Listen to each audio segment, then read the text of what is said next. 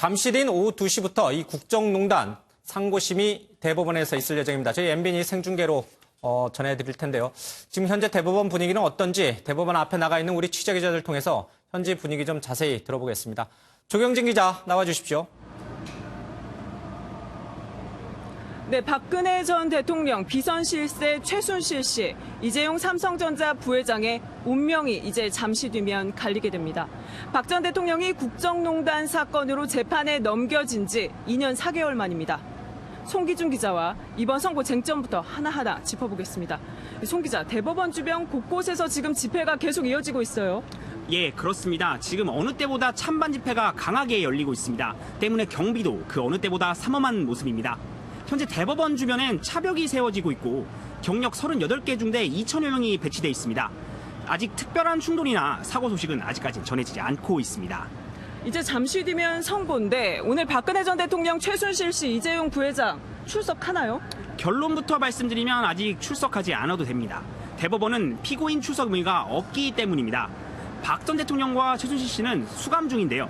각각 서울구치소와 서울 동부구치소에서 선고를 전해드릴 거고 이 부회장은 일단 정상 업무를 진행하는 것으로 전해지고 있습니다.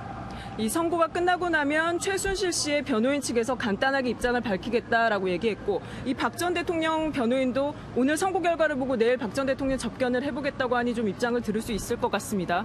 그럼 일단은 세 사람의 현재까지 이 법원의 판단부터 한번 좀 살펴볼까요? 예, 박 전 대통령은 최순실 씨와 기업들에게 외압을 가하고 삼성 측에서는 정유라 씨의 승마 지원을 받는 등 뇌물을 받은 혐의로 재판을 받았습니다. 박 전 대통령은 1심에서 징역 24년에 벌금 180억 원을 선고받았는데 2심에서 일부 뇌물 혐의가 추가됐습니다. 이 때문에 징역 25년, 벌금 200억 원으로 형이 늘었습니다.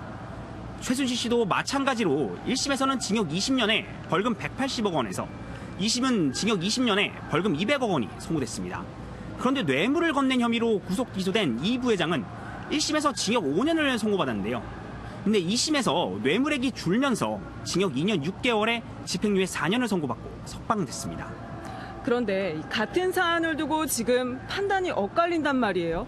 이 부회장 측이 최순실 씨의 딸 정유라 씨에게 준 이 지원한 말을 한쪽에서는 뇌물이다라고 보고 있는데 다른 한쪽에서는 그렇지 않다라고 보고 있죠. 예, 그렇습니다. 이 쟁점이 가장 오늘 재판의 쟁점인 부분입니다. 말 3마리의 뇌물 여부가 박 전 대통령과 이 부회장 항소심에서 판단이 엇갈렸습니다. 박 전 대통령과 최순실 씨 2심 재판부는 말 구입비를 포함한 87억 원을 뇌물로 받습니다. 그런데 이 부회장 2심 재판부는 그렇지 않았습니다. 말 소유권이 최순실 씨에게 넘어간 게 아니라고 본 겁니다. 그러면 이 말 3마리의 진짜 주인이 누군지가 가려지면 그 이후에 예상되는 시나리오 어떤 게 있을까요? 여러 가지 시나리오가 예상되고 있는데요. 만약 대법원이 말 3마리를 뇌물로 인정하게 된다면 이 부회장은 파기환송, 즉 2심 재판을 다시 받아야 합니다. 그런데 이럴 경우에 이 부회장의 재수감 가능성이 매우 커집니다. 왜 그런 거죠?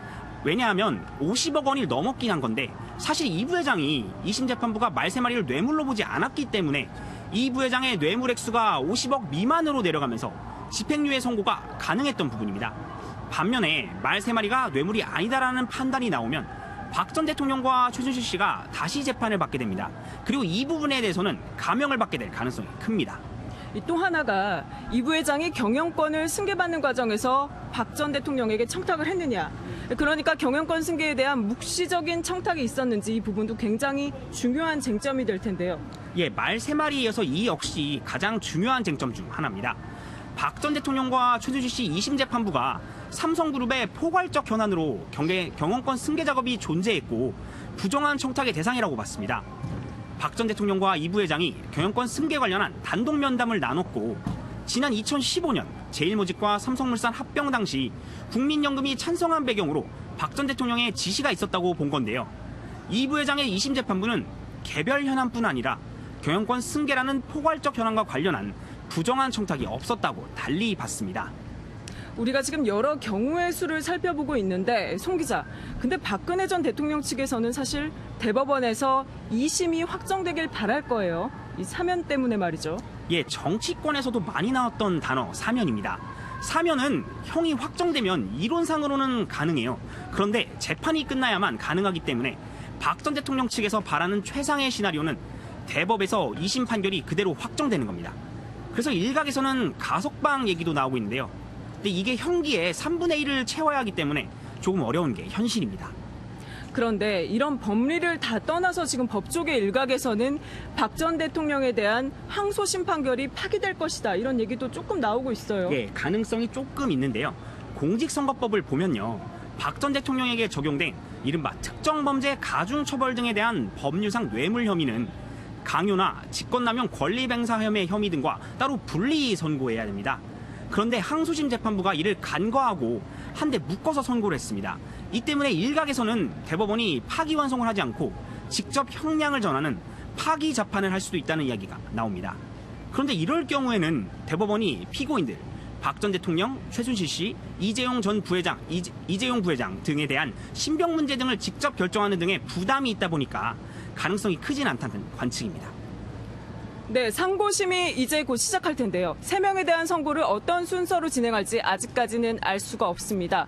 다만 이전 경우를 비춰봤을 때 1시간 안팎이 걸리기 때문에 오후 3시쯤에는 이 선고가 이뤄지지 않을까 그렇게 좀 내다볼 수 있겠습니다. 지금까지 대법원에서 전해드렸습니다.